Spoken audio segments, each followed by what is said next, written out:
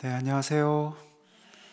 네, 환영합니다. 오늘 또 우리 시편으로 이렇게 나누는 시간 함께 하게 되어서 너무 반갑고 좋습니다. 우리 시작 기도로 이 아름다운 시편 23장 그리고 우리 전래 시편으로는 22장으로 우리가 쓰는데 이걸 우리 시작 기도로 같이 마음으로 따라 부르면서 하겠습니다. 성부와 성자와 성령의 이름으로. 주님은 나의 목자, 아쉬울 것 없노라. 파란 풀밭에 머무여 주시고 고의 시람을 도로 나를 끌어주시니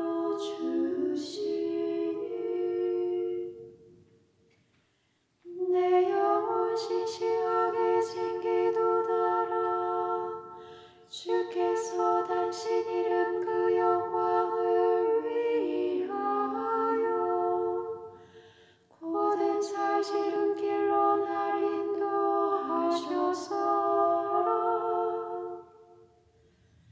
죽음의 그늘진 골짜기를 간다 해도 당신 함께 계시오니 무서울 것 없나이다. 당신의 막대와 그 지팡이에 시름은 가시어서 든든하외다. 내 원수 보는 앞에서 상을 차려주시고 향기름이 머리에 발라주시니 내 술잔 넘치도록 가득하외다.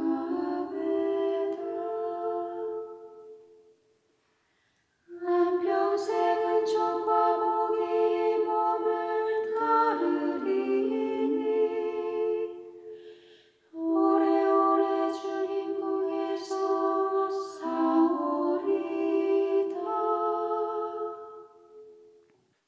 주님, 저희의 목자, 당신 함께 계시어서 저희가 아쉬울 게 하나도 없나이다. 저희의 이 고백이, 저희의 저 깊은 곳에서 외치는 이 고백이 저희 삶을 통해서도 드러나고, 제가 그 삶을 통해서 저희의 저 깊은 고백을 통해서 기쁨을 더 자라게, 더 기쁨 속에 살도록 이끌어 주십시오. 이 모든 것 우리 주 예수 그리스도를 통하여 비나이다. 성부와 성자와 성령의 이름으로. 오늘 지난 주에 이어서 부활을 사는 시편을 또 한번 이렇게 나누려고 합니다. 부활을 사는 시편.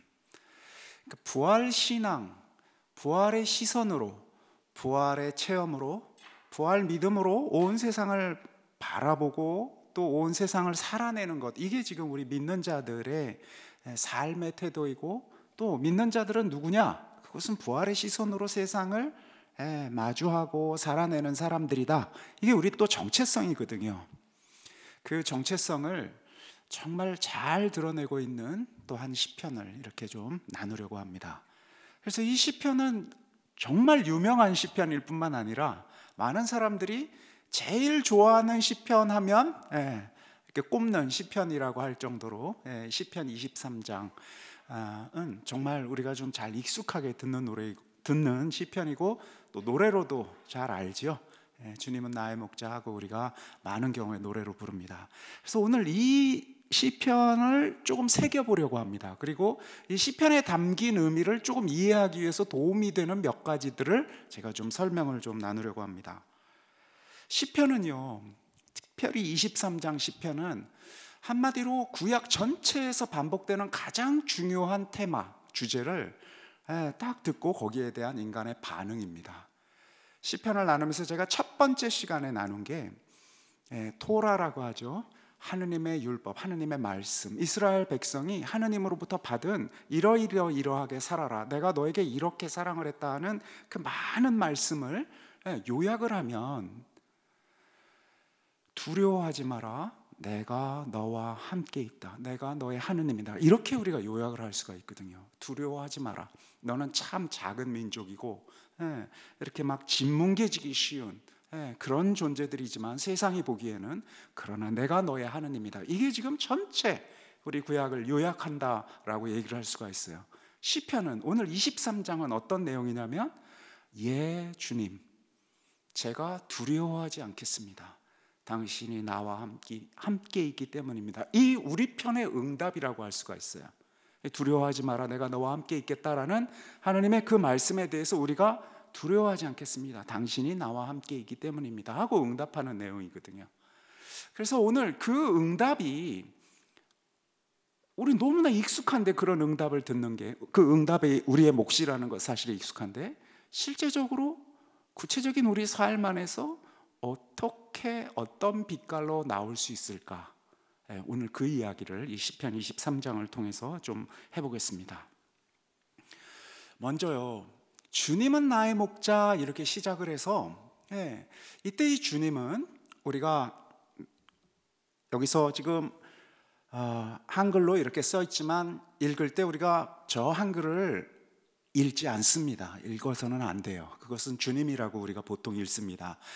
히브리 말로도 이렇게 써 있는 네 글자 그것은 원래 읽어야 하는 표기법이 있는데 그것 대신 우리가 아도나이로 읽어요. 주님이라고 읽습니다. 자, 그리고 맨 밑에 오래오래 주님 궁에 사로오리다 6번 6절이죠. 그때 이 주님도 또 똑같은 그 네 글자를 쓰고 있어요. 그래서 이 거룩하신 이분, 우리의 주님, 우리의 하느님을 우리가 목자라고 지금 아주 직접적으로 여기에서 고백을 하고 있어요. 그런데 시편 전체가 사실은 목자이신 우리 하나님을 목자로 지금 고백을 하고 있어서 이건 좀 문화적으로 우리가 이 목자가 무엇인지, 목자와 연관된 이 양이 무엇인지 조금 알아야 이 말씀이 가지고 있는 내용을 우리가 좀 이해를 할 수가 있어요. 근데 우리가 지금 문제가 뭐냐면 우리는 지금 양 하면 어떤 걸 떠올리게 되냐면 요 밑에 있는 사진을 떠올려요. 이게 제가 어디 거냐면 대관령 양떼 목장이에요. 아름답죠? 그래서 사람들이 저기 이제 저걸 보는 것만으로도 마음이 풍요로워져서 저기를 이렇게 뭐 많이들 가신다 그래요. 그리고 양들이 또 얼마나 귀엽습니까? 복실복실복실하고 하얗고, 그렇죠? 뭔가 좀 따뜻하고. 그래서 우리는 양들을 볼 때 어떤 이미지를 딱 가지게 되느냐면 얘들이 꽤 괜찮은 거예요. 양들이. 그래서 주님 저도 당신의 양이 되게 해주십시오. 막 이런 기도까지 우리가 해요, 그죠? 내가 참 당신 앞에서 저렇게 순한 저런 양이 좀 될 수 있게 우리가 해달라고. 우리 자식을 또 우리의 양 같은 자식이라고 우리가 막 또 이렇게 얘기도 하고 그래요. 그런데 유대인들에게 정말 양을 제대로 키워본 사람들에게 이것은 황당한 얘기예요. 위의 사진은 중동의 그 지역에 있는 양치는 대목을 지금 하나 사진을 찍었어요. 제가 저거 사진을 찍은 게 아니라 그 사진을 가져왔는데 저 사진을 왜 지금 이렇게 대비해서 보여주느냐면 아래쪽 양하고 위쪽 양하고 좀 다르죠? 모양이. 양이 가지고 있는 몇 개의 특징을 제가 좀 말씀드려 볼게요. 양이요, 일단 눈이 안 좋은 동물이래요. 근시예요. 굉장히 강한. 그래서 양들이 먹을 것을 보통 동물들은요 본능적으로 자기가 풀이든 뭐 먹어야 할 것들 또 이렇게 막 이렇게 물 이런 것들을 대충 보통 동물들은 잘 찾아간다라고 해요. 본능에 의해서 그 자기들의 감각에 의해서. 근데 양이 이게 안 되는 동물이래요. 그러니까 양은 누군가가 좀 몰고 가야 돼요. 그래야 거기 가서 뭘 좀 먹지 혼자 알아서 본능적으로 찾아갈 수 있는 동물이 좀 안 돼요. 이게 약간 애들이 좀 멍청해요. 또 양들이 이렇게 좀 시력이 안 좋고 본능적으로 뭔가를 이렇게 잘 찾아가질 못하다 보니까 양들이 독초하고 먹어야 할 풀하고 구별을 잘 못해요. 그래서 목자가 굉장히 중요해요. 양들이 먹어야 할 것과 먹지 말아야 할 것들을 잘 갈라주지 않으면 양들이 생존이 안 돼요, 잘. 그리고 또 양들이 다 이렇게 뭉쳐 다니긴 하는데 엄청나게 싸워요. 양들이 이렇게 친하게 지내는 법이 없어요. 양들이 막 덥잖아요. 그럼 막 붙어 있는다고 그래요. 춥잖아요. 그럼 조금씩 떨어져 있대요.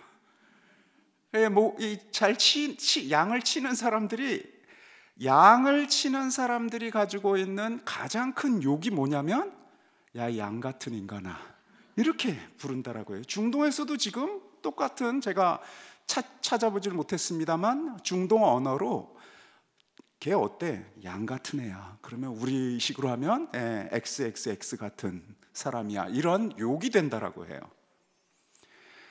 제가 신학을 공부하러 영국에 있을 때 웨일즈라고 굉장히 아름다운 요 아래편과 같은 저런 전경이 펼쳐져 있는 곳에서 피정을 할 일이 있었어요. 그때 저는 처음 양들이 저렇게 아름다운 곳에 있는 곳을 처음 가봤어요. 그래서 돌담을 이렇게 하고 제가 양들을 이렇게 정말, 주님, 정말 당신께서 이런 양들의 목자였군요. 저도 저런 양들이 되면 얼마나 좋을까, 막 이렇게 감탄을 하면서 양을 이렇게 보고 있었어요. 그런데 그 웨일즈에서 양치는 주인 아저씨가 이렇게 걸어오더니 화가 잔뜩 난 표정으로 stupid 이러면서 막 가시는 거예요. 그래서 뭔가 그래, stupid이라는 게 바보 같은, 멍청한 이런 욕이거든요. 그러면서 막 가셔요. 그래서 제가 깜짝 놀라니까 너 보고 한 게 아니라 양 보고 한 거다, 이렇게 얘기를 하면서 가더라고요. 이유인즉슨 양 한 마리가 철조망 이렇게 펜스를 해놓은 곳에 다리가 꼈던 모양이에요. 그런데 양이 다리가 꼈으면 보통 좀 이렇게 좀 살살살해서 빼든가 아니면 좀 기다리든가 그래야 되는데 계속 긁은 거예요. 그래가지고 뼈가 드러날 정도로 긁어가지고 완전히 이게 이제 너덜너덜할 상태까지 계속 긁은 거예요. 왜 그런 거 있죠? 그냥 네가 죽나 내가 죽나 하면서 자기가 죽는.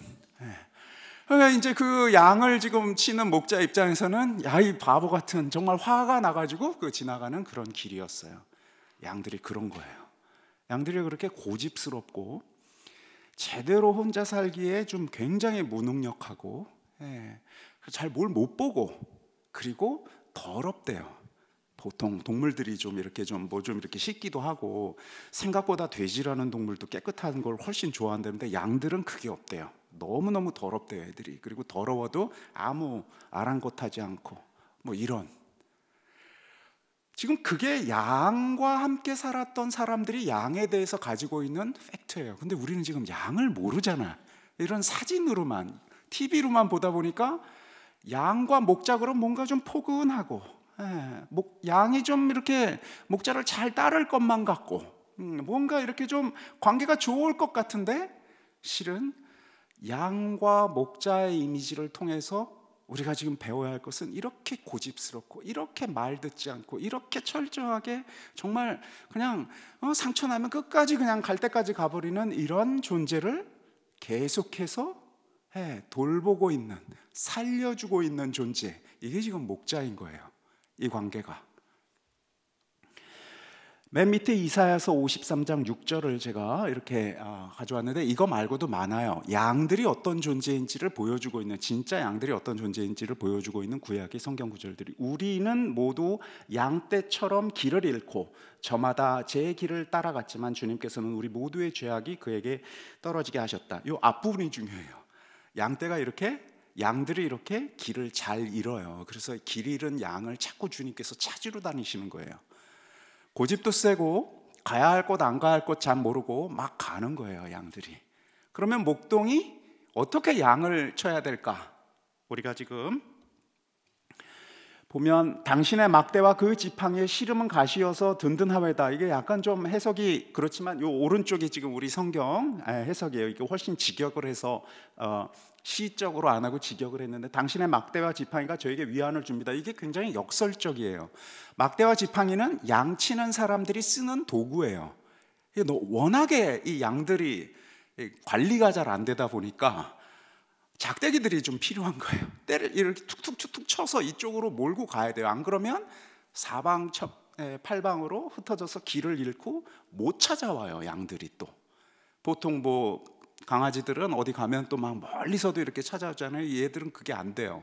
길도 잘 잊어먹고 또 한번 가면 끝까지 가버려요. 그래서 누가 또 찾아와야 돼요. 그래서 양치는 사람들은 양치는 목동개가 굉장히 필요하더라고요. 이게 혼자 다 따라다닐 수가 없으니까.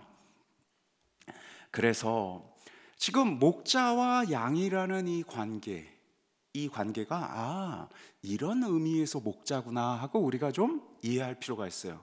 그러니까 지금 우리가 양이다, 그리고 당신이 목자다라는 이 고백 안에는 정말 순하게 순둥순둥하게 당신 말을 잘 듣고 있고 이렇게 이렇게 뭔가 이렇게 포근하고 착하고 이런 지금 양들이 아닌 거예요. 정말 관리가 많이 필요한 그런 양들이에요. 여기에서 주님께서 당신 스스로 어린 양이 되었다라는 게 더 명료해져요. 우린 당신이 어린 양이 됐으면 정말 저 마음대로 하세요, 이렇게 너무 순하고 너무 고귀한 것으로만 이렇게 하는데, 아니 하느님이 어린 양이 됐다고? 이런 어떤 의미에서 너무나 낮은, 그러니까 낮다라는 게 멋있는 의미에서 낮은 게 아니라 고집불통에 말도 안 되는, 그렇게 한심하고 뭔가 자기 앞가림을 홀로 할 수 없어서 그냥 어린 고깃덩어리가 되어버리는 그 약하고 비천한 존재가 되었다라는 그 의미인 거거든요. 그게 지금 어린 양이에요. 그런데 우리는 어린 양을 착하고 아름답고 말없고 이런 존재로 우리가 좀 우리식으로 이렇게 하는 거죠. 그래서 자, 이제 주님은 나의 목자라고 얘기했을 때 우리 마음에 올라올 것은, 내가 어디를 가든 길을 잃던, 내가 내 고집을 막 피우면서 어쩔 줄 몰라 해도 그래도 계속해서 나를 살리시는 분이라는 거예요. 그게 지금 주님은 나의 목자라는 그 첫 번째 선언을 통해서 우리가 지금 고백하고 있는 거예요. 그러니까 주님은 나의 목자 하면 내가 당신 말씀 열심히 듣고 잘 따르고 당신 이렇게 눈치 계속 보면서 이렇게 하는 그 존재라기보다는 끊임없이 이리도 튀어나가고 저리도 튀어나가고 끊임없이 내 중심과 나의 것들, 그리고 안 보고 안 듣고 막 상처나도 끝까지 긁고 있고 하는 그런 나임에도 불구하고 주님께서 나를 살리시는 분. 그리고 우리 신약, 우리 예수 그리스도를 믿는 사람들은 바로 그런 한심하게 이를 데 없는, 그 중에서도 가장 약한 존재로 우리 곁에 함께 온 분으로 우리가 지금 고백을 하는 거거든요. 그 양이 되신 분이라고 우리가 지금 고백을 하는 거거든요. 그러니까 좀 먹먹한 이야기예요. 이어서 바로 그 목자, 주님 나의 목자인 그분께서 나를 끊임없이 부족함 없이 가득히 채워주신다라는 사실을 지금 우리가 고백하고 있어요. 아쉬울 것 없노라, 이것은 부족함이 없다 이런 뜻이거든요. 부족함이 없다라는 것은 사실은 우리 삶의 체험과 조금 괴리되는 이야기예요. 여기 지금 우리 강의 안에 있는 분들 중에서 자, 주님은 나의 목자, 거기까지는 오케이. 내가 부족하고 내 주장도 있고 나의 한심함을 개선시키지 못하고 있는 이런 존재이긴 하지만, 그럼에도 불구하고 당신이 나의 편이 되어서 나를 이렇게 살려주시고 계시다라는 것까지는 고백을 하는데, 아쉬울 게 없노라, 아쉬울 게 없다, 부족함이 없다, 넉넉하게 다 채워졌다, 이렇게 여기서 지금 고백할 수 있는 분이 우리 몇이나 될까? 때로는 우리가 주님 더 이상 아무것도 안 주셔도 됩니다, 저는 충분합니다 라고 고백할 때도 있어요. 그러나 아닐 때도 많거든요. 더군다나 우리가 아플 때, 경제적으로 굉장히 어려움, 공공 속에 있을 때도 있잖아요.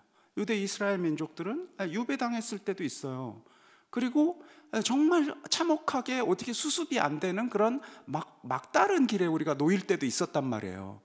그럴 때 주님은 나의 목자, 아쉬울 것 없노라? 이거 거짓말 아니야?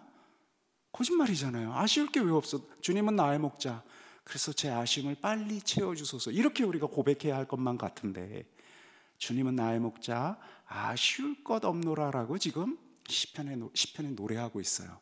자, 그래서 이제 첫 줄부터 우리는 질문에 들어갑니다. 주님은 나의 목자, 거기까지는 오케이.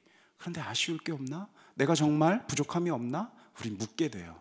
이어서 한번 좀 볼게요. 파란 풀밭에 이 몸 뉘어주시고 고이 실어물 터로 나를 끌어주시니, 이게 아름답게 번역을 했지만 한마디로 얘기해서 파란 풀밭에 뉘어주셨다라고 표현을 하셨지만 풀어주신 거예요. 밑에처럼 지금 파란 풀밭을 지금 어디를 가나 아무 데서나 자 이렇게 하는 그런 파란 풀밭이 아니에요. 저 위에서 저쪽 유대 광야나 그쪽 나라를 가보신 분들은 아시겠지만 이게 지금 완전히 척박한 땅인데요, 목자가 잘 찾아서 가면 군데군데 풀이 좀 있어요. 군데군데. 그것도 막 밑에처럼 넘치게 있는 게 아니라 조금씩 있어요. 거기를 어떻게 해서든지 찾아가는 거예요. 파란 풀밭에 뉘어주시고는 거기에 그냥 눕도록 해놓은 게 아니라 거기에 나를 놓아주었다, 이런 뜻이거든요. 직역을 하면 거기로 나를 지금 데려가 주신 거예요. 당신이 그 풀밭에. 그리고 고이 쉬라 물터로, 물터에서도 넉넉하게 물을 마실 수 있도록. 그러니까 물이 막 아무 데서나 지천으로 있는 게 아니라 거기로 계속해서 나를 이렇게 끌어가셨다라는 거예요. 척박한 땅에서 조금 있다라는 풀이, 그리고 척박한 땅에서 멀리 이렇게 돌고 있는 그 물을 향해서 갔다라는 사실을 머릿속에 좀 두셔야 돼요. 아, 이게 그냥 환상적으로 저렇게 밑에 있는 그림처럼 저렇게 짠 하고 무엇인가 그냥 확 펼쳐져 있는 그게 아니라, 어려운 곳, 척박한 곳에서 지금 이렇게 끌고 가서 거기에 나를 놓으셨고 물가를 또 나를 물 있는 데로 데려가셨다라는 사실을 좀 떠올려야 됩니다. 내 영혼 싱싱하게 생기도다라. 그냥 말씀 그대로인데 이 영혼은 생명이란 말과 똑같은 말로 번역할 수 있어요. 생명이라고 번역해도 되고 영혼이라고 번역해도 돼요. 근데 이제 문제는 여기서 구약 전체도 똑같고 시편도 특별히 그런데 이제 영혼이라고 번역을 하거나, 우리 지금 성경도 내 영혼으로 번역을 했는데, 유대인들은요 영과 육을 분리하는 법을 몰라요. 영혼이라고 얘기를 하면, 유대인들에게 있어서 영혼이라고 얘기하는 것은 그냥 우리는 영혼이라고 하면 벌써 육신과는 분리된 그 무엇, 혼, 이렇게 생각을 하는데 유대인들에겐 그런 생각이 없어요. 영과 그리고 육은 하나예요. 그것을 때로는 영혼이라고 부르고 때로는 생명이라고 부르고 이렇게 불러요. 때로는 그냥 살들이라고 부르기도 해요. 살들, 육신이라고 부르기도 해요. 그러니까 이게 철학적으로 육신과 영혼을 구별하는 이런 개념이 없기 때문에 그들은 살아있는 모든 것, 가장 귀한 살아있는 것, 이것을 지금 하나로 얘기하는데, 한마디로 얘기해서 내 영혼 생기도다라 하면 그냥 기분만 좋아지고 막 이렇게 달떠오르고 이런 얘기가 아니에요. 그야말로 몸과 마음이 다 건강해지는 그런 상태를 뜻해요. 그러니까 당신께서 우리를 살아있게 만드시는 거예요. 주님께서 당신 이름 그 영광을 위하여 곧은 살 지름길로 날 인도하셨으라 하고 우리가 노래를 불렀는데, 그 내용은 고스란히 다르게 번역을 하면 바른 글로 나를 끌어주시니 당신의 이름 때문이여라. 요 이름이라는 말은 예수 그리스도의 이름으로 기도합니다 등등으로서도 신약에서도 나오고 구약에서도 계속해서 하느님의 이름, 우리 주님 아도나이의 이름으로라는 표현이 많이 나오니까 다시 한번 우리가 확인할 필요가 있어요. 이름으로라는 뜻은 뜻으로라는 뜻이에요. 뜻, 내 통치, 나 때문에 이렇게. 그러니까 이름이라는 대신, 그러니까 그분 참으로 귀하신 분이야 라고 우리가 표현을 할 때 우리는 그분 참 거룩하고 귀한 분이야 라고 표현하는데, 유대인들의 표현법은 그분의 이름은 참 귀하고 거룩해, 이렇게 표현을 하거든요. 그러니까 그 이름이라는 것은 바로 그를 또 뜻하는 거예요. 자, 그래서 당신의 이름 때문이라는 것은 당신 때문에 라고 이렇게 번역을 하면 되는데, 나를 살리는 이유는 당신 때문이에요. 왜? 당신은 나의 하느님이라고 당신 자신을 정의하신 분이에요.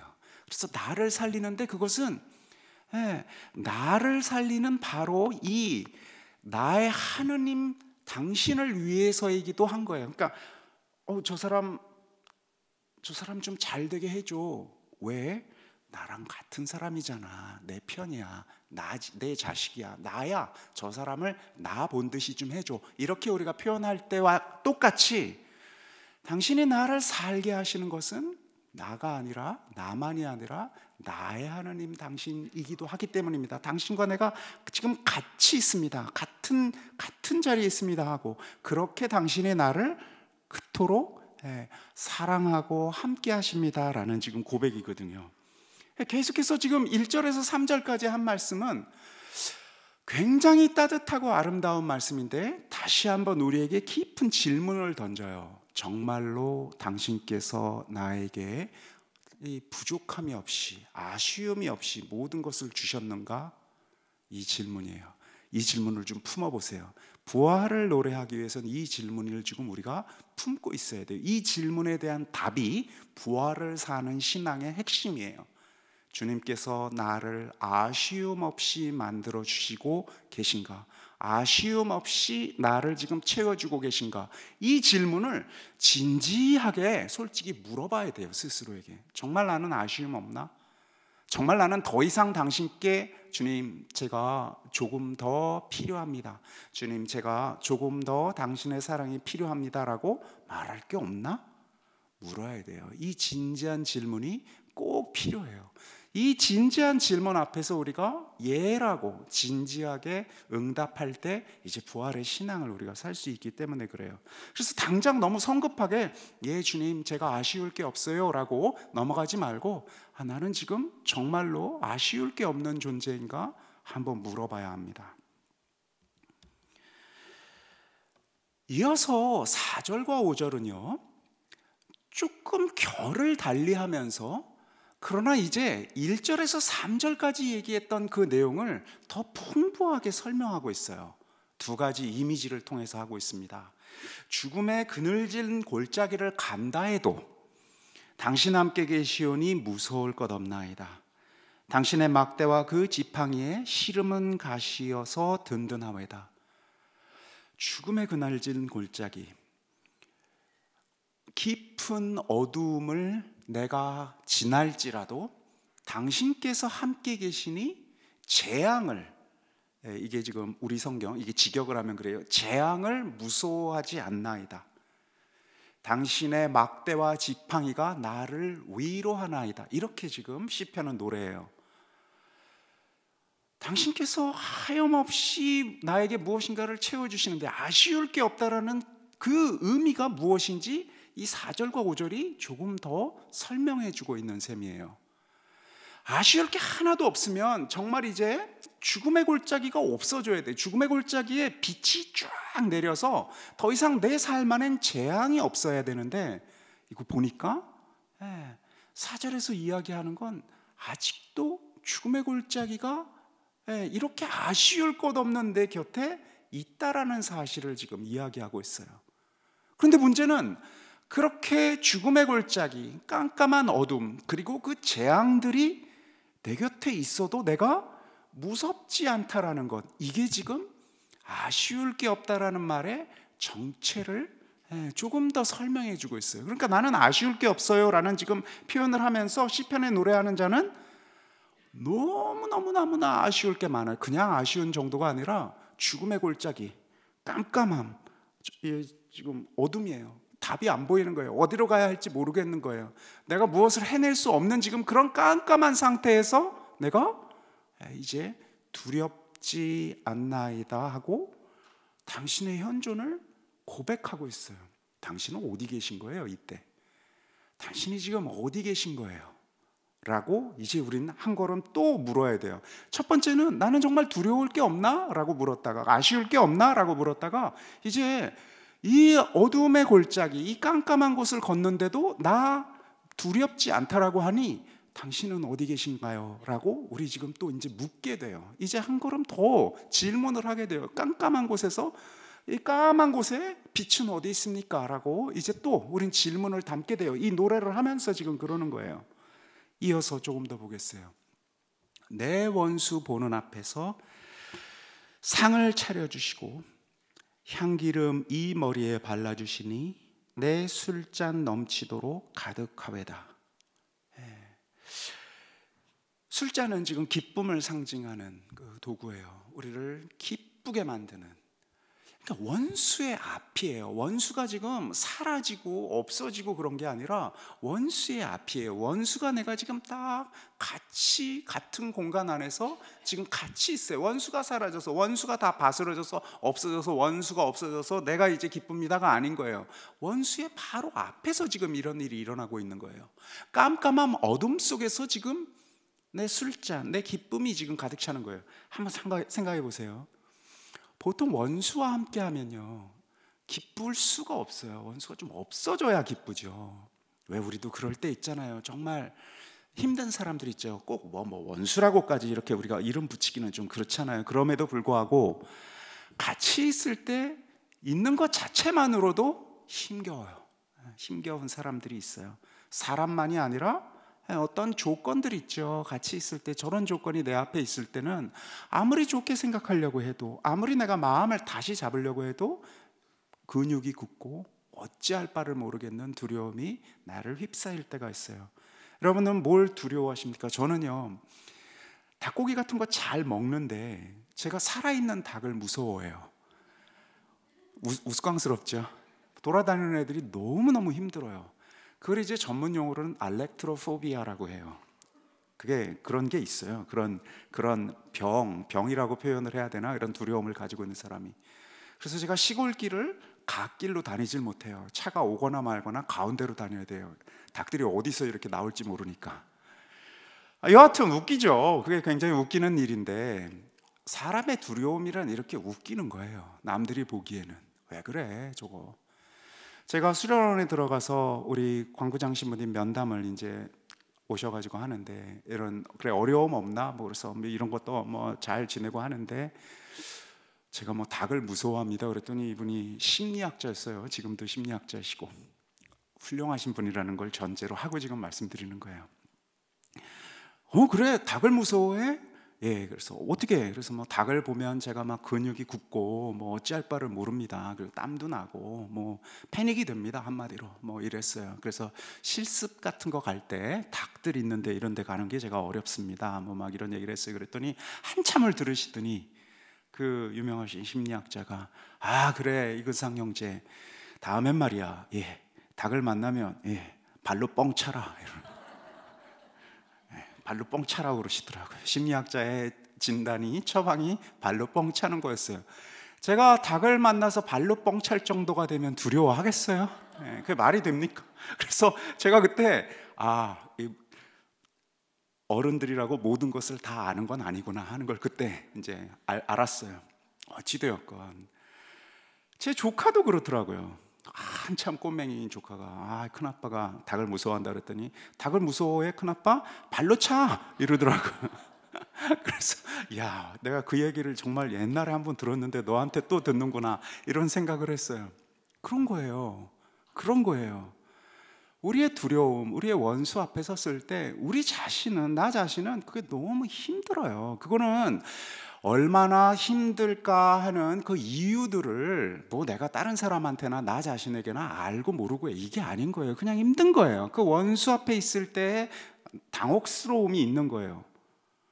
그런데 저로서는 닭과 함께하는 길은, 그 원수와 함께하는 길은 닭이 없는 곳에서 살아야 돼요. 같이 있으면서 뭐가 할 수가 없어요. 그런데 시편을 노래하고 있는 이 시편을 노래하는 자가 뭐라 지금 얘기하고 있느냐면, 바로 딱 그 앞에서 기쁨의 잔이 그대에게 가득하게, 기쁨의 잔이 나에게 가득합니다라고 지금 노래를 하고 있는 거거든요.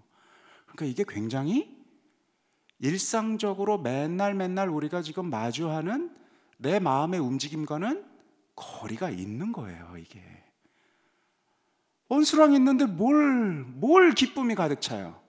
죽음의 골짜기를 걷고 재앙이 내 앞에 딱 도사리고 있는데 길을 모르겠는데 뭔 빛이 있어요. 그냥 마음에서 보는 대로, 눈으로 보는 대로 지금 내가 쭉 살아왔던 그 방식대로, 내가 지금 익숙한 그것으로 보았을 때는 없어요. 재앙이 있고 그 다음 우리 원수가 내 앞에 있을 땐 우리는 어떻게 할 바를 몰라요. 슬픔과 두려움이 가득하죠. 그런데 지금 시편을 노래하는 자는 딱 반대의 이야기를 하고 있어요. 어둠이 깊을수록 빛도 새벽도 다가온다라고 하죠. 이 시편을 노래하는 자는 무엇인가 다른 것을 지금 보고 있는 거예요. 다른 것을. 이 눈으로 보는 게 아니에요. 내가 맨날 봐왔던 체험으로, 이 마음의 움직임으로 지금 이 사태를 보는 게 아니에요.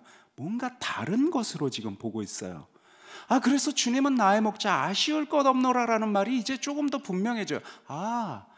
조금 다른 것으로 보는 것이구나. 지금 더 깜깜하고 더 두렵고 더 힘겨운 그곳으로 시편을 노래하는 자가 더 깊게 가고 있어요. 그러면서 다른 것으로 가득히 채워진 것을 노래하고 있어요. 다른 게 뭘까? 다른 게 무엇일까? 이제 우리는 궁금증을 가지고 물어야 돼요. 그냥은 볼 수 없는데 이 깜깜한 곳에서 보아야 하는 그 다른 게 무엇일까? 마지막 절 6절을 한번 읽어볼게요. 한평생 은총과 복이 이 몸을 따르리니 오래오래 주님 궁에 사루오리다. 자, 이 대목은 그냥 평범해 보여요. 평범해 보이는데 이 대목은 하나 좀 새겨야 되겠어요. 자, 먼저 은총과 복으로, 여기서 최민순 신부님 번역하신 이 대목, 그리고 우리 성경은 지금 호의와 자애로 이렇게 번역을 했어요. 저의 한평생 모든 날에 호의와 자애만이 저를 따르리니 라고 번역을 했어요. 이게 직역을 한 거니까, 히브리 말 직역을 한 거니까 이걸 가지고 설명을 좀 해볼게요. 두 번째, 자애가 오늘도 제가 또 한번 말씀드리는데 헤세드예요. 헤세드. 자비라고도 번역을 하고 사랑이라고도 번역을 하고 뭐 여러 가지로 사랑으로도 번역을 할 수 있다라고 제가 표현을 했어요. 자, 그거는 조금 뒤에 설명을 하기로 하고, 그 앞에 호의라고 지금 번역을 했고 우리 최민수 신부님은 은총이라고 번역을 했는데, 그것은 토브라는 말을 지금 번역을 한 거예요. 토브. 근데 이 토브는 유대인들을 우리가 보통 한국에서는 뭐 만날 일이 없으니까 그렇게 자주 쓸 그게 없는데, 이제 외국인들 중에서 특히 유대인들을 만나면 뭔가 축하할 일이 생기면 굉장히 많이 쓰는 말이 있어요. 그것을 마젤 토브 이렇게 해요. 한번 따라해 보세요. 마젤 토브. 축하해. 잘 되길 바래. 굿 럭 영어로 하면 딱 그런 뜻이에요. 마젤 토브. 제가 아이를 가졌습니다. 그럼 마젤 토브 하면서 이렇게 포옹해 주는 거예요. 그게 이제 유대인들이 인사법이에요. 잘 되기를 바라는 거예요. 이 토브가 그런 굿, 좋음 이런 뜻인데, 이 좋음이 굉장히 중요해요. 좋다라는 게 굉장히 중요해요. 그래서 그걸 어떻게 설명을 할 수 있을까 했는데, 오늘 마침 너무나 잘 멋진 사진이 있어서 멋진 그게 나와서, 이게 5일날 월스트리트 저널이라고 이제 이거 신문인데, 얘가 푸바오예요. 푸바오. 요새 이제 다시 중국으로 돌아갔다라는 그 자이언트 판다 아시죠? 너무 귀엽더라고요, 얘가. 그죠? 근데 이 사진은 지금 보고 귀엽다라고 봐야 할지 어쩔지 모르겠는데, 여하튼 푸바오 사진이에요. 이 푸바오의 위에 이제 설명이 뭐라고 나왔냐면 The unbearable lightness of being adorable이라는 그 제목이, 얘가 지금 사랑받음에 참을 수 없는 가벼움, 이 사랑스러움에 참을 수 없는 사랑스러움, 아마 이렇게 번역을 하면 될 것 같아요. 근데 이게 이제 밀란 쿤데라라는 유명한 소설가가 있어요. 참을 수 없는 존재의 가벼움이라고, Unbearable Lightness of Being이라는 그 책 제목을 지금 약간 패러디한 거예요. 어찌됐건 지금 제가 설명하려고 나누고 싶은 중요한 두 가지가 다 들어있어서 이거다 하고선 지금 어제 지금 4월 5일 날 기사인데 이렇게 캡처했어요. 사랑스러움에 참을 수 없는 가벼움이라고, 이렇게 이 예를 보면서 지금 제목을 지금 달았어요. 사랑스러움에 참을 수 없는 가벼움. 무엇인가 예쁜 아이를 보면 우리가 그냥 좋죠. 그냥 좋은 거예요. 이거는 뭐 내가 얘가 왜 좋아 뭐 이렇게 이유를 우리가 지금 물을 수가 없어요. 그냥 뭔가 몽실몽실한 그 마음의 움직임들이 그렇게 보면 좋은 거예요. 좋다라는 게 이유를 설명하지 않아요. 하나님께서요, 세상을 창조하시고 당신이 세상을 창조하신 뒤에 드신 마음이 바로 이 좋다예요. 좋다. 이 마음을 좀 생생하게 표현하면 너무 좋아서 참을 수 없음이라고 이렇게 표현할 수가 있어요. 그게 하나님이 우리에게 가지신 좋음이에요. 좋음. 그러니까 누군가가 좋다라는 것은 이렇게 인간 안에도 이렇게 박혀 있는 것 같아요. 이 좋음이.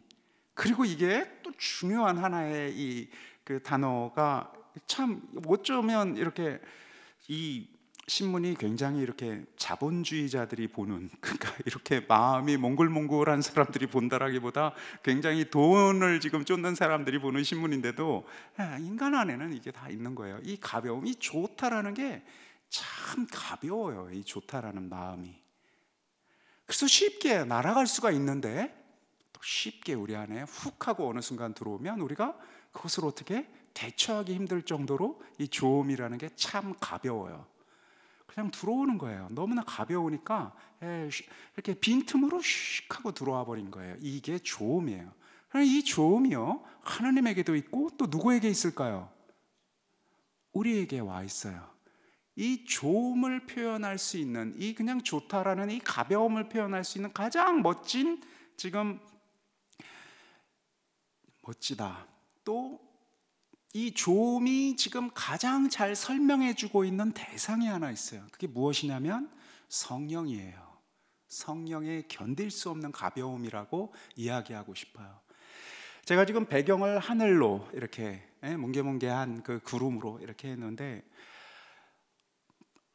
왜 그를 사랑해야 하는지, 왜 그에게 내가 좋은 것을 주어야 하는지, 왜 내가 지금 기뻐야 하는지, 왜 내가 저것을 보면서 좋아해야 하는지 우린 이유는 알 수 없지만 때로는 그런 마음이 우리를 건드릴 때가 있죠. 그 작은 가벼움이.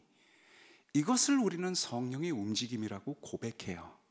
성령이요, 히브리 말로 루아예요. 루아. 바람이라는 단어이기도 하고요, 숨결이라는 단어이기도 합니다. 그리고 그 루아는 근본적으로 가벼워요. 가장 가벼워요.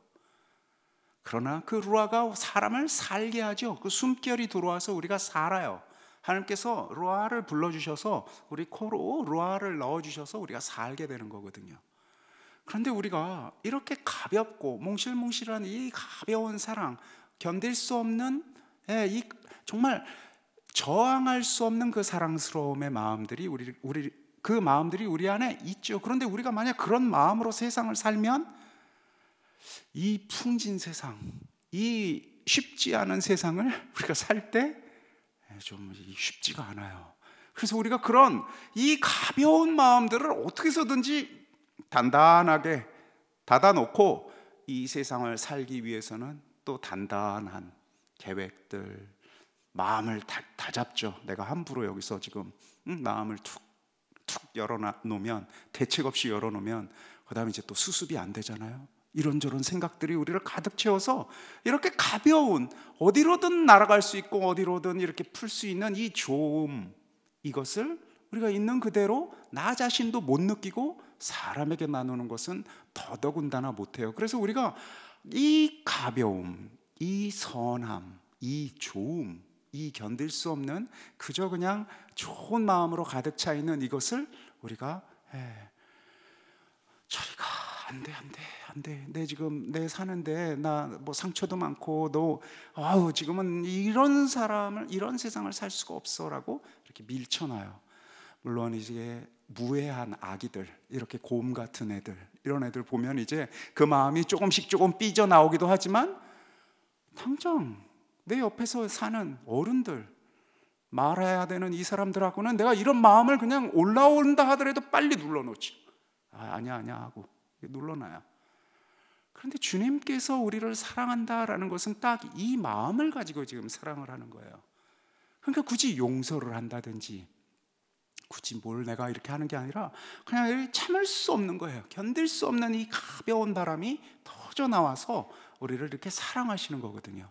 그게 첫 번째 토부의 뜻이에요. 토부. 그러니까 하나님이 창조하셔서 사람을 맨 처음 사랑을 하실 때 그 마음이에요. 우리가 아기들을 아마 길러보셨을 터이니 아기를 맨 처음 봤을 때 견딜 수 없는 그 마음, 그 사랑스러움, 그때 우리 안에 있는 이 마음이 하나님께서 우리를 지금 사랑을 할 때 맨 첫 마음이에요. 만들어 빚어내신 뒤에 첫 마음. 자, 그 첫 마음과, 그런데 그 첫 마음은 시간이 지나가면서 어떻게 되죠? 조금 사라지죠. 오늘 제가 직원 선생님하고 밑에서 이제 대화를 할 때 아기 때 얘기를 막 했어요. 그래서 아기는 언제까지 이쁜 거예요? 제가 여쭤봤어요. 그랬더니 글쎄요, 아기 때가 그게 언제까지 예쁘고 언제서부터 이렇게 되나 그랬더니 뭐 막 얘기를 하시다가 말대답을 할 때부터 이제 좀 덜 예뻐진대나 뭐 이렇게 얘기를 하시더라고요. 왜 자기 자식이 덜 예뻐지는 게 어디 있겠어요. 그러나 우리는 또 인간이니까 이 마음이라는 게 이 견딜 수 없는 이 좋음, 착한 사랑스러움, 이런 마음이 우리는 어느 순간인가, 첫 마음이라는 게 어느 순간인가 좀 사라지죠. 이게 가볍다라는 데 문제였어요. 그냥 사라져버릴 때가 있어요. 너무너무나 내가 사랑했는데 그 사랑이 정말 연기처럼 없어져 버릴 때가 있단 말이에요. 주님께서 우리에게 주시는 그 헤세드가 바로 그때 계속해서 우리를 사랑하는 그 첫 마음을 가져가는 그 힘이에요. 헤세드가. 그러니까 첫 마음, 토브는 처음 빚어내실 때 그 마음이니까 우리가 잘 알겠는데, 그것이 변치 않고 계속해서 가져가는 것, 그것을 헤세드라고 할 수 있고, 그걸 자비라고 할 수도 있고, 또 그것이 내가 너희를 정말 너무 사랑해, 그리고 계속해서 사랑할 거야, 앞으로도 그렇고 지금까지도 그래왔고 지금도 그렇고 앞으로도 그럴 거야 하고 끊임없이 사랑하는 내 자신을 더 이렇게 묶는 것, 계약하시는 것, 이것이 우리가 지금 알고 있는 하나님의 사랑이에요. 그러니까 하나님은 선하심으로 그 선하심을 계속해서 이끌어 나가시는 거, 그 선하심을 계속해서 가져가시는 거거든요. 그게 바로 이 두 번째 얘기하는 복이라고 번역한 단어인 헤세드입니다.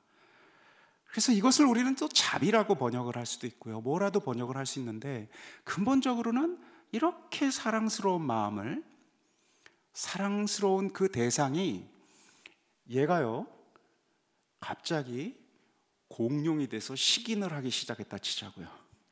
공룡이라고 되면 좀 이상하려나? 여하튼 이렇게 귀엽고 대나무밖에 못 먹는 애가 어느 날 갑자기 이제 사람을 잡아먹기 시작했어요.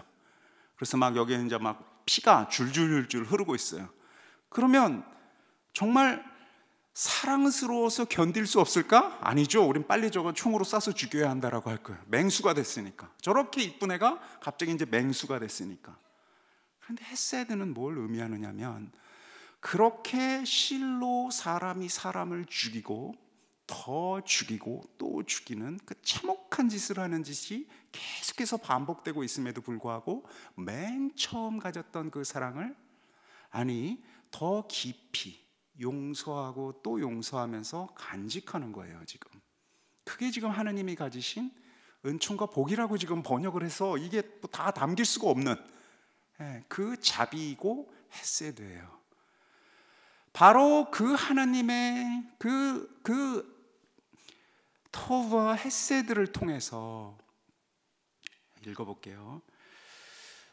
한평생 바로 그 은총과 복이 이 몸을 따르리니, 이 몸 안에 계속해서 있으리니, 계속해서 나를 지금 채워주리니, 계속해서 그것이 나를 이렇게 끌고 가리니 오래오래 주님의 집에, 주님의 궁에 살겠습니다. 정확하게 직역을 하면요, 그 은총과 복만이, 그것만이라고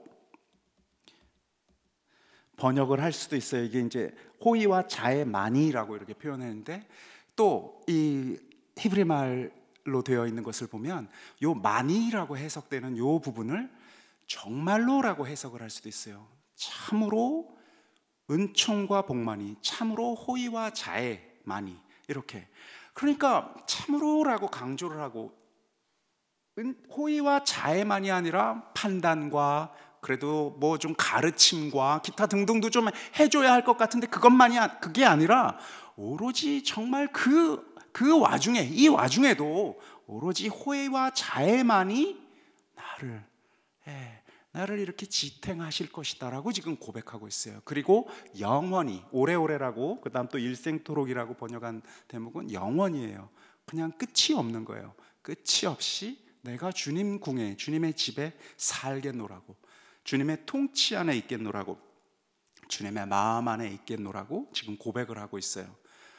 그러니까 그래, 주님은 나의 목자, 아쉬울 게 없노라 라는 그 말이 첫 번째 1절이 이제 6절에서 다시 한번 확인이 되고 있어요. 그것은 내가 당신께 양으로서 무엇인가를 한다라는 게 아니었어요.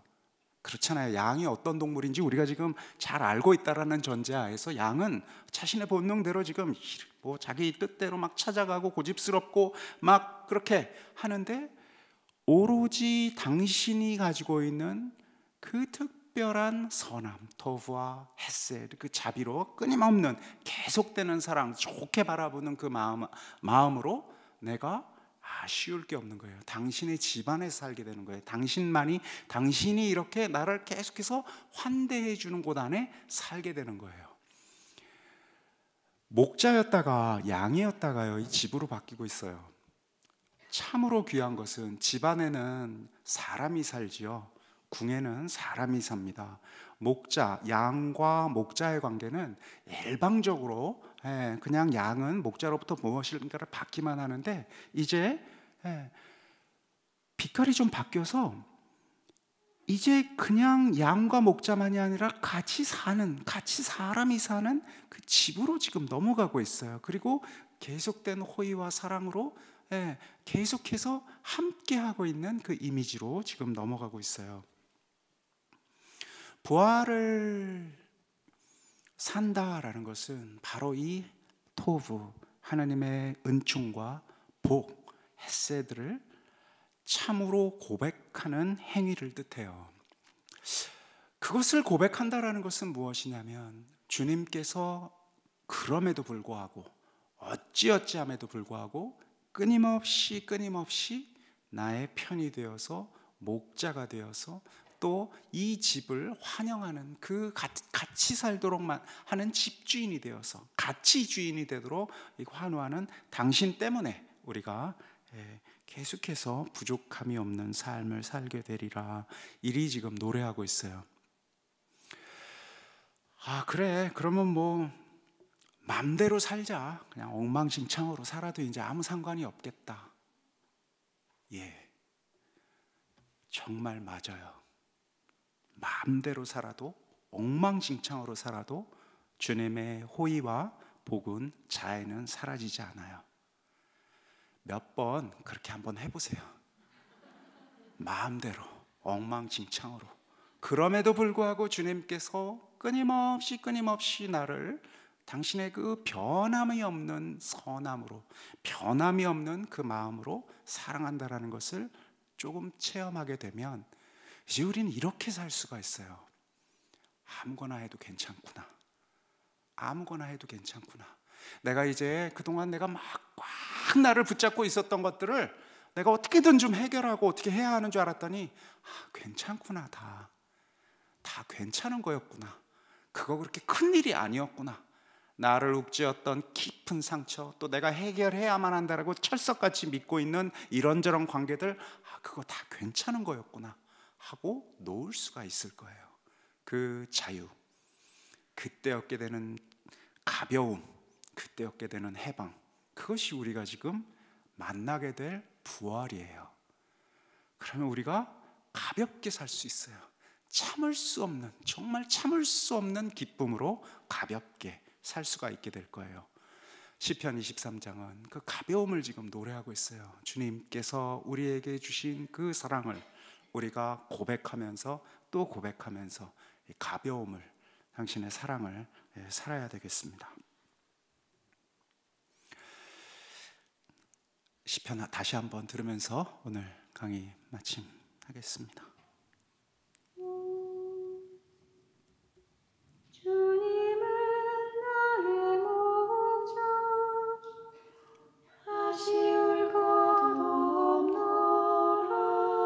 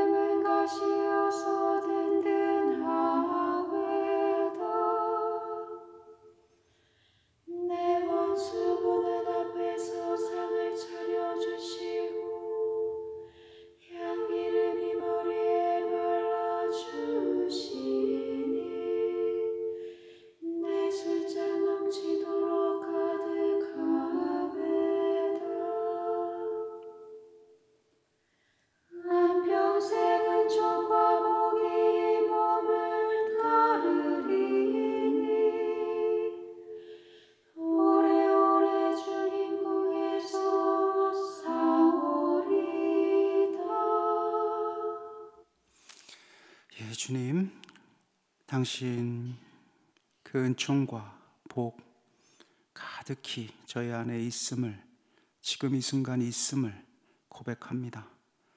그리하여 가볍게 고개를 들고 이 생을 살아낼 수 있고 영원토록 당신과 함께 할 수 있도록, 함께 하고 있음을 믿을 수 있도록 저희 마음 열어주시고 함께 해주소서. 이 모든 것 우리 주 예수 그리스도를 통하여 비나이다. 성부와 성자와 성령의 이름으로